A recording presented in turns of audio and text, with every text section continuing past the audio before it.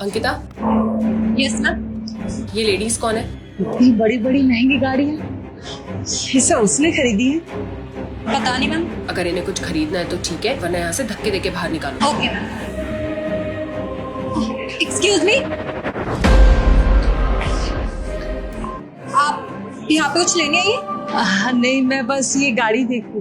आपको ये गाड़ी खरीदनी है? नहीं, गाड़ी तो नहीं खरीदनी। फिर आप यहाँ पे क्या कर रही हैं? जाइए यहाँ से। नहीं नहीं, आप मुझे गलत समझ रहे हो। ये शोरूम मेरे बेटे का है और मैं उससे मिलने आई हूँ। सब यही कहते हैं, सब पैसों वालों को अपना रिश्तेदार बनाना चाहते हैं ना। आप जाइए यहाँ से। अरे बेटा, अच्छा आप एक बार उसे बता तो दो कि उसकी माँ उससे मिलने आई है। मैं उससे मिलकर बस चली जाऊंगी। सुनो, आपको मेरी बात समझ में नहीं आ रही है क्या? इज्जत से चले जाइए आप यहाँ से, वरना आपके लिए अच्छा नहीं होगा। अरे तुम एक बार मुझे उससे मिलने दोगी?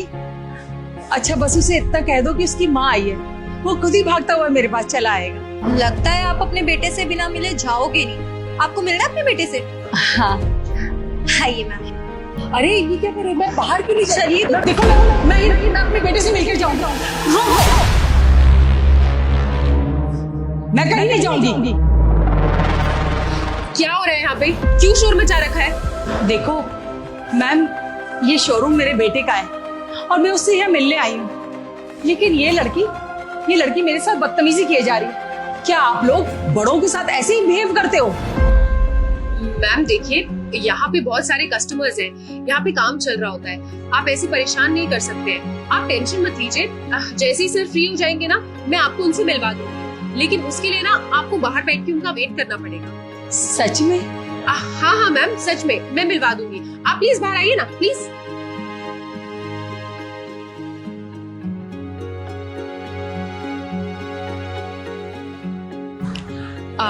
मैम उसके बिहेवियर के लिए मैं आपसे सॉरी बोलती हूँ। आप प्लीज यहाँ बैठ के वेट कीजिए, जैसे ही सर फ्री हो जाएंगे मैं आपको उनसे मिलवा दूंगी। ठीक, प्लीज।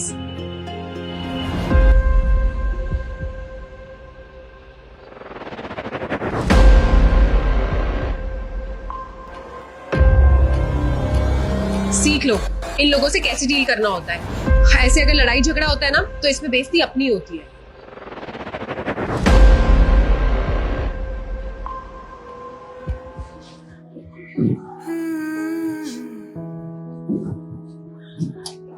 बारिश भी होने लगी पर ये अभी तक नहीं आया। पता नहीं इस लड़की ने बताया भी है कि नहीं।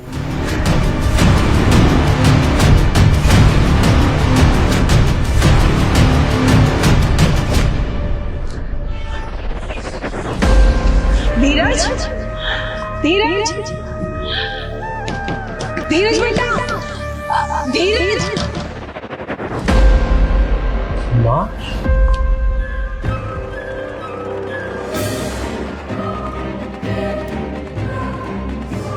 माँ, आप कब आए? जी करा बेटा। अरे क्या कब आई, कब से आकर यहाँ बाहर बैठी हुई हूँ, तेरा इंतजार कर रही हूँ। इतनी देर से बारिश हो रही है बेटा, पर तू आया ही इतनी देर में। तुम यहाँ बाहर क्यों बैठे हो? आप अंदर क्यों नहीं आए? कैसे अंदर आती? अंदर गई थी मैं, पर तेरे ऑफिस में जो लड़कियां हैं ना, उन्होंने मुझे बाहर निकाल दिया। बोली कि यहाँ बैठ के इंतजार करो, और जब तुम्हारा बेटा आएगा तुम्हें मिलवा देंगे। अच्छा, आप आइए अंदर। Oh shit, ये तो धीरज सर की माँ है।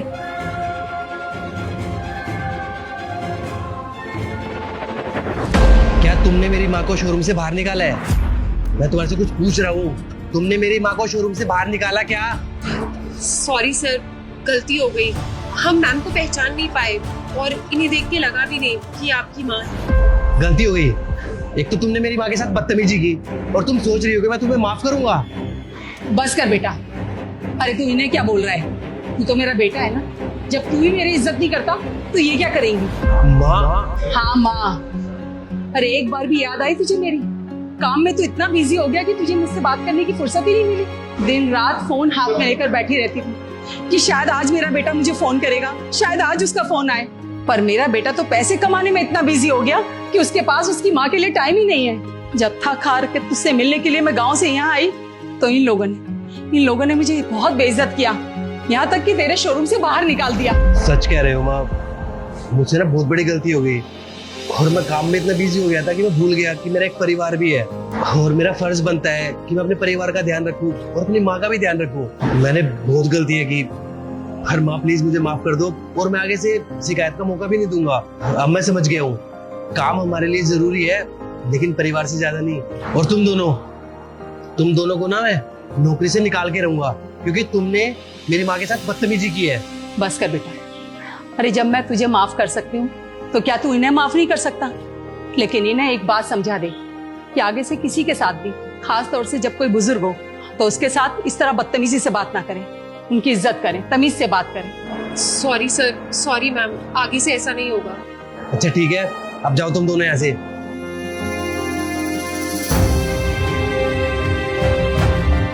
कितने दिनों बाद देख रही हूँ तुझे, कितना कमजोर हो गया है।